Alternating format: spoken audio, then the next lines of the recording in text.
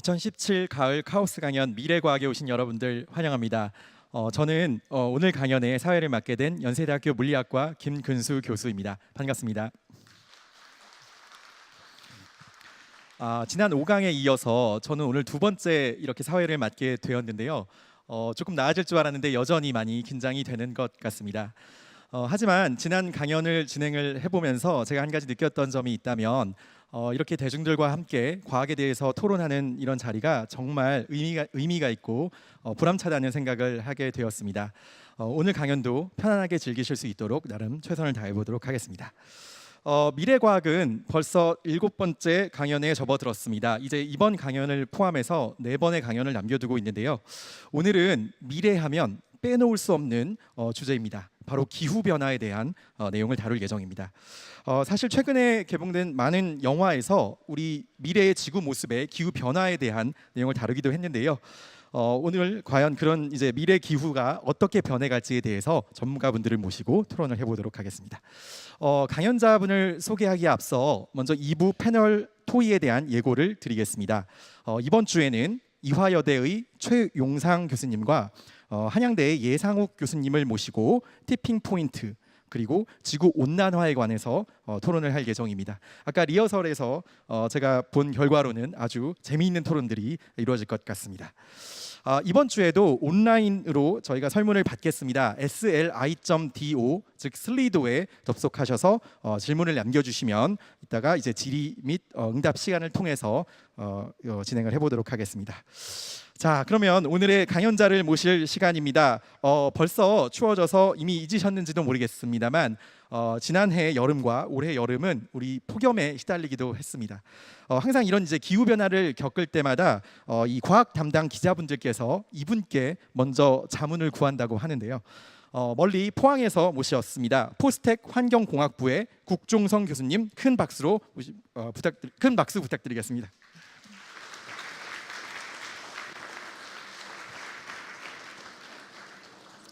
안녕하세요. 안녕하세요. 예, 교수님 반갑습니다. 기후 변화 관련해서 국내의 어떤 대표적인 전문가이신데 이 기후 변화라는 거를 어떻게 처음 연구하시는 계기가 있으신가요? 예. 여러분 아시다시피 기후 변화는 인류의 가장 큰 위험 요소잖아요. 그래서 내가 기후 변화를 연구해 가지고 우리 지구를 지켜야 되겠다. 이런 사명감이 아니고요. 그냥 기후를 연구하다 보니까 너무 재미있더라고요. 그래서 계속 하게 됐고요. 공부하다 보니까 굉장히 우리가 지구에 대해서 잘 모르더라고요. 그래서 하나하나씩 알아가는 게 너무 재미있어서 지금 계속 하게 됐습니다. 그럼 오늘 강연해 주실 내용도 바로 기후 변화 관련된 내용이신가요? 예. 지금 우리가 이제 기존에 이제 기후 변화를 얘기할 때는 기후가 천천히 변할 거라고 이제 생각하고 있는데 제가 오늘 소개해드릴 것은 지구가 갑자기 급격하게 변할 수 있다. 그래서 그런 개념인 티핑 포인트에 대해서 제가 말씀드리려고 합니다. 네, 감사합니다. 그럼 국정성 교수님의 강연 지구의 낯선 미래 설국 열차 대 인터스텔라 들어보도록 하겠습니다. 다시 한번 큰 박수 부탁드리겠습니다.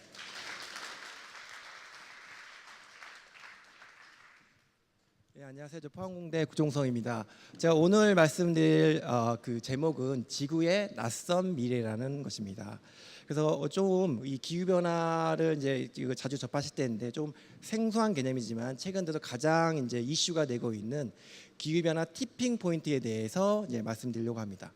그러면 이제 처음에 시작하기 전에 제가 여러분한테 좀 약간의 제안을 하나 드리고 싶습니다. 일단 제 강연은 그냥 잊어버리시고요. 그냥 눈을 감으시고 30년 후의 미래를 한번 상상해 보시기 바랍니다.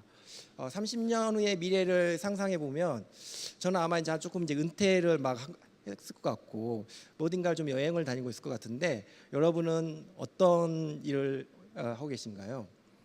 근데 이제 상상에 나오지 마시고요. 이제 그 여러분이 보이실 텐데 그 여러분의 주위를 보십시오. 여러분이 있는 그곳의 지구의 환경은 어떤가요? 제가 그냥 예상한 거로는 지구는 이 기후는 우리 지금 현재의 상태랑 좀 비슷할 것 같고 아니면 약간 조금 더울 수 있다 이 정도라고 생각을 하고 있습니다. 여러분들은 어떠신지 모르겠습니다. 자 이제 더 이상 상상으로 가시면 안 됩니다. 다시 제 강연으로 다시 돌아와 주십시오. 자 저의 강연으로 돌아와서 그렇다면 대부분의 이제 많은 분들이 30년 후의 미래, 100년 후의 미래가 지금보다 기후가 크게 많이 바뀌지 않았으면 좋겠다. 현재의 기후가 계속 유지했으면 좋겠다라는 게 대부분의 사람들의 바람일 것입니다. 하지만 제가 오늘 강연에서 말씀드리고 싶은 거는 우리 지구가 기후 변화 티핑 포인트에 도달하게 되면 우리가 상상하지 않던 정말로 낯선 지구의 모습이 보일 수가 있다는 것을 오늘 말씀드리고자 합니다. 그래서 이러한 낯선 지구는 사실 우리 영화에서 많이 봐왔습니다. 예를 들어서 설국열차를 볼까요? 설국열차는 인류가 다 멸망을 하고 오직 기차 안에서만 인류가 생존해 있습니다. 근데 이때의 지구는 어떠냐면 기차 밖으로 팔을 내밀면 몇 초 만에 얼어버릴 정도로 혹한의 기후입니다. 즉 인간이 살기 굉장히 어려운 환경이죠. 인터스텔라를 이제 보시겠습니다. 인터스텔라 어떤가요? 우리가 우주로 갈 수 있는 기술을 가졌습니다. 근데 그때 지구는 어떠냐면 황사바람이 매일 불고 작물도 옥수수밖에 키울 수 없는 굉장히 척박한 땅입니다. 기술이 아무리 발전해도 그 지구를 우리가 버리고 다른 행성으로 가야 할 수밖에 없는 그런 혹독한 환경이죠. 굉장히 낯선 환경인 거죠. 다음으로 이제 투모로우를 보시겠습니다. 영화 투모로우를 보시면은 현재와 같은 기후가 있다가 갑작스럽게 며칠 만에 혹한이 불고 거대한 저기압성 흐름이 만들어지면서 눈이 오면서 빙하기로 갑자기 바뀌게 되죠. 급격한 기후 변화를 이제 경험하게 되는 것이죠. 그래서 이런 낯선 지구가 있는데 그렇다면 이게 굉장히 이제 영화적 상상력에 의해서 만들어지는 건데 제가 오늘 말씀드릴 내용은 뭐냐면 이러한 영화적 상상력뿐만 아니라 이러한 낯선 지구가 현실에 우리 현실에 다가올 수가 있다. 그거는 기후변화 티핑 포인트하고 관련이 있다는 것을 말씀드리고 싶습니다. 그렇다고 해서 제가 오늘 여러분들한테 이제 조만간 내일 모레 지구에 대재앙이 온다. 그렇기 때문에 여러분들은 빨리 준비를 하셔야 되고 이제 우리 여러분들에게 공포를 주기 위해서 그런 거를 지금 의도하는 건 아니고요. 제가 오늘 꾸준히 말씀드리고자 하는 거는 이러한 낯선 지구 변화, 급격한 기후 변화 있을 때 굉장히 재미있는 과학 기술 이야기가 있다. 과학 이야기가 있다. 그 이야기를 제가 풀어가고 싶고요. 그리고 우리가 이러한 급격한 변화, 이러한 환경 변화를 우리가 그런 가능성에 대해서 우리가 충분히 이해하고 연구를 하게 있다면은 그런 낯선 환경이 오지 않도록 우리가 충분히 대비할 시간이 있다. 그래서 아직도 희망이 있고 우리가 우리의 쓸 수 있다는 걸 말씀드렸습니다. 근데 아직 복구가 안 돼가지고 그래서 제가 그래서 이제 이걸 하기 전에 이제 제가 이제 강의에 이제 시작을 티핑 포인트에 바로 들어가지 않고 이제 세 가지로 이제 나누려고 합니다. 첫 번째로는 현재의 기후 변화가 어떻게 되는지에 대해서 말씀드리고자 하고요. 그다음에 두 번째로 이제 그 현재 기후 변화가 있고 미래 기후 변화가 있는데 그러한 기후 변화가 어떻게 발생하는 것인지 이거를 이 지구의 온난화를 증폭시켜주는 게 어떤 것인지에 대해서 그래서 기후 피드백에 대해서 제가 말씀드리려고 합니다. 다음으로는 마지막으로 이제 이런 기후 피드백과 관련해서 어떻게 하면 기후 변화의 티핑 포인트가 만들어질 수 있는지에 대해서 말씀드리려고 합니다. 그래서 요거 드디어 이제 복구가 됐네요. 제가 딱 이제 더 이상 할 얘기가 없었는데 딱 이제 복구가 돼서 굉장히 다행입니다. 그래서 이제 첫 번째로 현재의 기후 변화에 대해서 말씀드리겠습니다. 그러면 현재 우리 상태는 어떠냐? 요 그림을 제가 설명해 드려야 될 것 같은데요. 이게 2016년 그러니까 작년에 연평균 1년 이제 평균한 기온입니다. 그래서 이 가장 빨간 부분이 어떤 부분이냐면 138년 그러니까 인류가 이제 실제로 관측을 한 게 138년 정도 되는데 온도를 관측한 게 138년 동안 이 가장 빨간 색깔은 148년 중에 1등 제일 더웠다는 거고요. 그 다음 빨간색은 굉장히 많이 더웠다. 평균에 비해서 굉장히 많이 더웠다. 그다음에 요 색깔은 조금 더웠다는 거고요. 흰 색깔은 거의 평균하고 비슷했다라는 겁니다. 그리고 이제 파란색으로 가면은 이제 굉장히 추웠다는 겁니다. 근데 보시는 바와 같이 어떤 이런 해양 지역의 일부를 빼놓고는 전 지역이 빨간색입니다. 특히 아주 빨간색도 이제 굉장히 많음을 우리가 알 수가 있습니다. 그래서 현재 우리 지구의 온도가 굉장히 지금 뜨거워지는 상태구나, 이걸 알도록 하겠습니다. 그렇다면 제 이제 그 설명을 많이 들으셨다면 이 그림을 보고 여러분한테 문제를 내겠습니다. 1880년부터 2016년 중에 가장 연평균이 가장 더웠던 해는 언제일까요? 맞으셨습니다. 어떻게 이 어려운 문제를 맞히셨습니까? 예, 맞습니다. 2016년이 맞습니다. 그렇다면 다음 문제 드릴게요. 이 두 번째로 더웠던 해는 몇일까요? 여러분 너무 이제 잘 맞추시는데요. 그렇다면 세 번째는 좀 이제 고민해 보셔야 되지 않을까요? 2014년입니다. 이걸 보시면 그래서 이 2016네 번째는 제가 그래서 안 여쭤봤습니다. 네 번째는 2010년입니다. 그래서 순서를 매긴 건데요. 보시면 이제 10번째는 이제 동률이어 가지고 총 12개의 상위 10등 안에 있는 12개의 해가 있었는데 그 중에 8번째, 8번째를 빼고는 다 21세기에 됐다는 것입니다. 그러니까 그만큼 지구가 그렇게 빨리 더워지고 있다. 현재 매우 더운 상태라는 것을 우리가 알 수가 있습니다. 근데 그러면 여러분이 관심이 있을 거예요. 왜 98년도는 무슨 일이 벌어졌길래 이 쟁쟁한 경쟁자를 뚫고 이렇게 더울 수 있었느냐라는 걸 이제 궁금해하실 텐데요.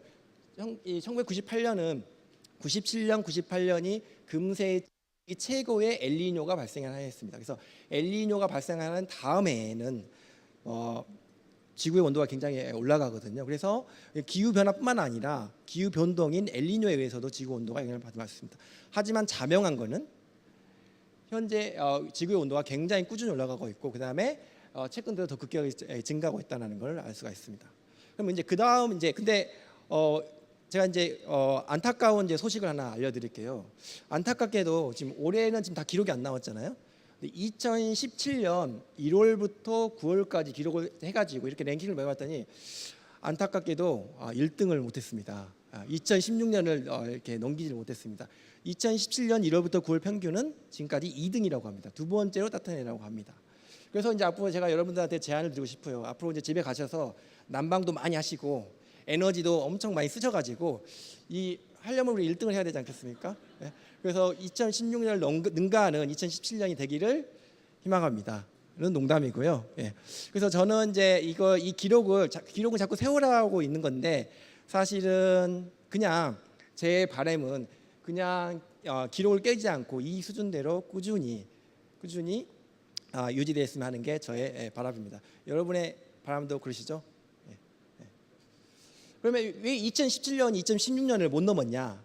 그것도 엘니뇨와 관련이 있습니다. 2015년, 2016년이 금세기 들어 두 번째 큰 엘니뇨였습니다. 그래서 2016년에는 굉장히 온도가 높았던 것을 알 수가 있습니다. 그래서 지구의 온난화와 엘니뇨 효과가 합쳐져서 2016년이 1등을 한 기록이었다. 2017년은 현재 반대인 라니냐로 지금 발달하고 있는 과정인데도 불구하고 2등을 했다는 것은 지금 그만큼 이제 지구 온난화가 심각하다는 걸 반증해 주는 거라고 할 수 있습니다. 그다음에 이게 현재고요. 그렇다면 우리 추세를 보면 최근 100년 동안의 전 지구 온도의 추세입니다.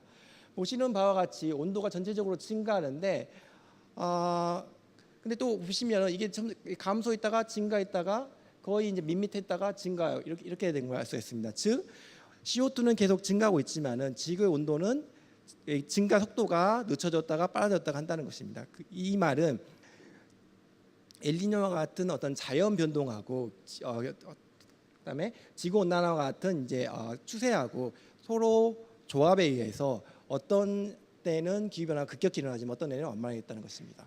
근데 우리가 인간은 굉장히 이제 간사한 게요. 보시면 이제 정확히 자세히 보시면 2000년대 이후에 굉장히 이게 갑자기 약간 밋밋해진 경우가 있습니다. 그래서 우리가 기후 변화 하이아트스라고 이제 기후 변화 정체기 요때 이제 우리가 기후 변화가 가짜 아니냐 이거 봐라 이거 최근 10년간 보니까 오히려 온도가 떨어지는 경향이 있다 이렇게 주장하시는 분도 이때 많았습니다. 이 시기에. 근데 이제 이 시기가 지난 다음에 최근 들어서 온도가 또 이제 급격하게 증가하고 있는 것이죠. 자, 이건 100년이고요. 좀 더 이제 멀리 가보겠습니다. 자, 1000년입니다.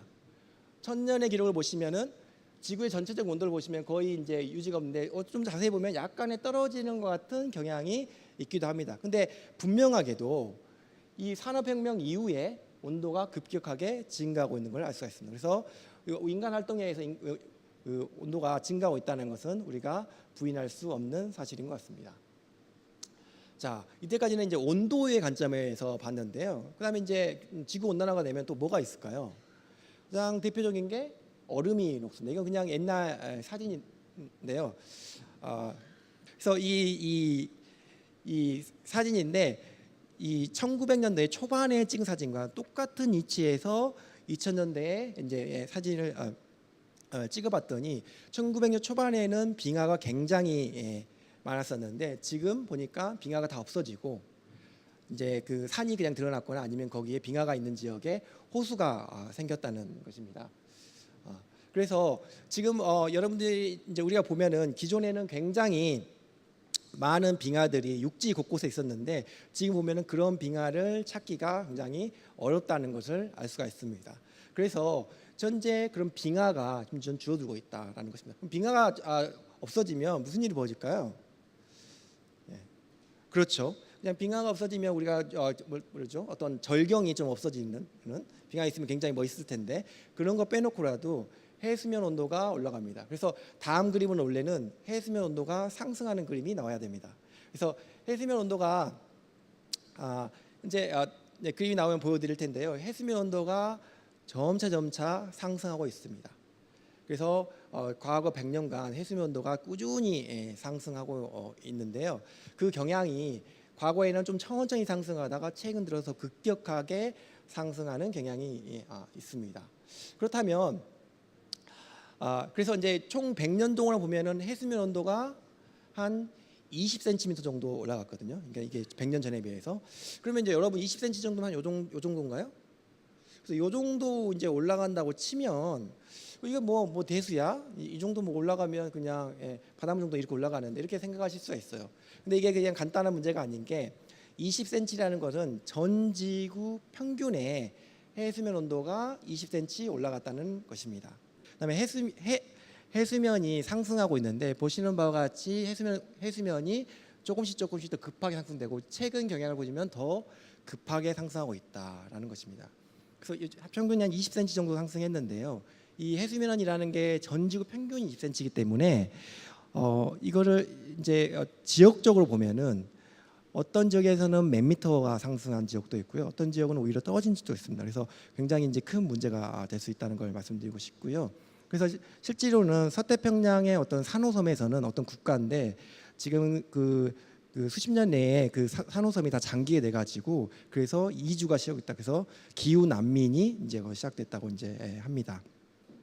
그리고 이제 또 중요한 거는 이제 이게 평균적으로 이제 그만큼 올라가지만 이제 아시겠지만 해수면은 이게 만조가 있고 이제 조수 간만차도 있고 그다음에 폭풍이 오면 더 많이 올라가잖아요. 그래서 20cm가 올라가더라도 지역적으로 훨씬 더 큰 상승에 대해서 대비해야 된다. 그래서 그런 문제가 됩니다. 그래서 그러면 해수면이 왜 상승했느냐에 대해서 이제 말씀드리도록 하겠습니다. 그래서 해수면 상승을 봤더니 한 50% 정도는 아까 말씀드린 육지에 있는 빙하가 녹아가지고가 상승되는 거고요. 딱 50% 정도는 이제 해수면이 팽창해가지고 된 것이라고 할 수가 있습니다. 그래서 그 중에서 육지에 있는 빙하, 뭐 히말라야나 뭐 다른 산에 있는 빙하가 지금 현재 우리 그 전지구 상승분의 한 60%를 설명하고 있고요. 그다음에 그린랜드는 28%, 남극은 12%입니다. 근데 여러분은 아시겠지만 육지에 있는 총 빙하 중에 제일 많은 포션을 차지하고 있는 게 남극이고요. 그 다음이 그린랜드입니다. 그래서 좀 더 많이 상승할 여지가 있다는 걸 말씀드리고 싶습니다. 그러면 근데 그래서 이제 기후 변화가 되면 이제 해수면 온도가 굉장히 많이 올라갈 거라고 생각을 하는데 이제 뭐 혹자가 이야기하면은 뭐 기후 변화가 되면 남극에 빙하가 다 하면 해수면 온도가 한 120m 정도 올라간다 이렇게 주장하시는 분도 있습니다. 근데 이거 좀 이게 팩트 체크를 좀 해봐야 되지 않을까요? 실제로 그냥 우리가 이야기한 걸 그냥 받아들이기보다는 좀 생각을 해봐야 될 것 같습니다. 그래서 일단 팽창을 한번 생각해 볼까요? 여러분 저기 그 라면의 냄비를 한번 생각해 보세요. 라면의 냄비는 한 15도에서 아마 시작될 겁니다. 그래서 라면을 끓이려면 100도 정도 이제 올라갈 텐데요. 그러면 여러분이 보실 때 라면을 이제 정확히 관찰하시면 라면 끓일 때 여러분이 이제 물 조절했을 때에서 100도 올라갔을 때 얼마나 많이 올라가던가요? 그닥 많이 안 올라가죠. 그러니까 지금 15도에서 100도면 85도가 올라가는데도 우리가 그렇게 많이 안 올라가는데 기후 변화 우리가 이야기하면 2도, 3도, 4도 올라가는데 우리가 만져봐도 손으로 넣어봐도 잘 느끼는 모를 텐데 그만큼 해서 우리 팽창이 얼마나 증가할까요? 이거 다 거짓말 아닌 거 아닐까요? 근데 여기에 대한 해답은 지구 해양의 평균 깊이에 있습니다. 지구 해양의 평균 깊이는 약 4,000m 정도 됩니다. 그래서 이 4,000m의 지구 해양이 1%, 우리가 라면 끓일 때 1%를 증가하면 우리가 느끼지 못하잖아요.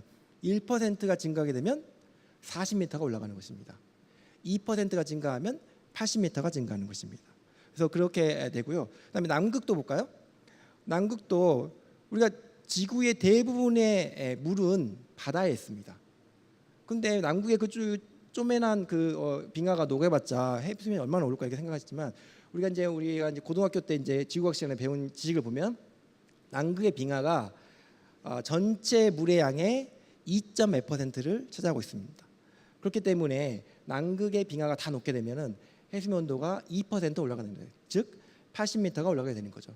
그래서 남극의 빙하가 녹는 거 열팽창 2%하면 160m까지 되는 거죠. 그래서 우리가 대충 계산하면 120m 정도 된다고 이제 이야기를 하는 것입니다. 근데 여러분한테 또 하나 이제 문제를 내고 싶어요. 그러면 이제 빙하가 이제 그린란드에 많고 남극에 많고 또 많은 데가 어디죠? 얼음이 제일 많은 데가 북극이죠. 북극 얼음은 녹으면은 그러니까 북극 얼음이 정확히 얼마나 정도 있는지 모르는데 남극이 한 10분의 1 정도 됐다고 치면 얼마나 올라갈까요? 북극의 얼음이 다 녹으면 아까 남극이 다 많이 올라간다 하면 다 녹으면은 한 80m 정도, 160m 정도 올라간다 그랬는데 10분의 1인 북극의 빙하가 녹으면 몇 미터나 올라갈까요? 굉장히 간단한 예, 맞습니다. 해수면 온도가 전혀 올라가지 않습니다. 왜냐하면 북극의 얼음은 물에 떠 있기 때문에 부력이 이미 균형을 이루고 있기 때문에 다 녹더라도 괜찮습니다. 그 예로 콜라잔에 얼음이 있는데 그 얼음이 다 녹더라도 콜라잔의 수위는 그대로입니다. 그래서 남극에는 별 영향을 주지 않는다. 걸 이야기해드리고 싶습니다. 그럼 이게 이제 120m가 올라간다는데 이게 진짜로 현실 가능한 거야? 라고 이제 말씀하실 수가 있습니다. 그래서 우리가 이제 과거는 미래의 거울이기 때문에 지금보다 더웠을 때 말고 추웠을 때를 비교해 봤습니다. 이 그림 뭐냐면요. 최근 빙하기인데요. 한 18,000년 전입니다. 그렇게 멀리 가지도 않습니다. 18,000년 전에 해수면이 지금보다 120m 낮았다고 합니다. 그래서 이 빨간색으로 표시된 부분이 그때 빙하기 당시에는 육지였던 부분입니다. 그래서 우리나라 지역을 좀 더 확대해서 보면은 이 서해에는 황해는 육지였죠. 그래서 전체 중국과 우리나라가 전체적으로 다 연결되어 있었죠. 그리고 이 시기에는 일본과 제주도가 더 이상 섬이 아니었습니다. 육지에 연결됐습니다. 그래서 그 연구자에 의하면은 요 시기에 이게 지금 그 구석기 시대인데요. 이 구석기 시대에 인류가 일본으로 이주했다는 하는 주장도 있습니다. 그래서 제가 지금 말씀드린 바와 같이 이렇게 해수면 온도는 굉장히 이제 큰 폭으로 우리가 증가할 수 있다. 그거는 그 바다의 평균 깊이와 관련이 있다는 것을 말씀드리고 싶습니다. 다음으로 이제 해수면 온도가 이제 해수면이 상승하는 거 말고도요. 그다음 기후 변화에도 우리가 또 실감할 수 있는 게 이제 뉴스에서 많이 나오는 내용인데 이상 극한 기후가 이제 많이 증가한다는 것입니다. 그러니까 기존의 연구에 의하면 지구 온난화가 되면은 이상 기후의 빈도가 이제 늘어난다는 것입니다. 요 그림은 2014년에 전 지구적으로 나타났던 극한 기후 현상입니다. 보시면 이게 가뭄도 있고요. 그다음에 이제 더웠던 열파도 있고 산불도 있고 집중호우도 있고 한파도 있고 폭설도 있습니다. 그러니까 보시면 더 더워진 것과 가뭄이 굉장히 많이 발생했던 것을 알 수가 있습니다.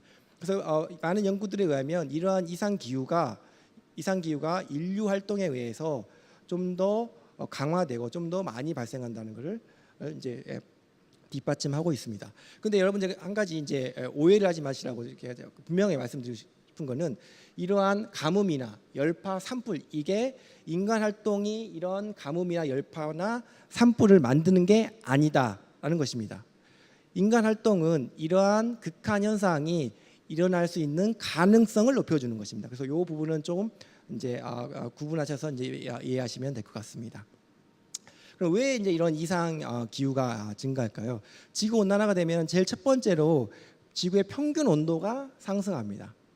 평균 온도가 상승하는데 그 상승과 더불어 이런 변동성도 강해집니다. 변동성이란 뭐냐면 지구가 어떤 진자의 운동이라고 치면은 더울 때가 있고 추울 때가 있는데 이 진자의 폭이 있습니다.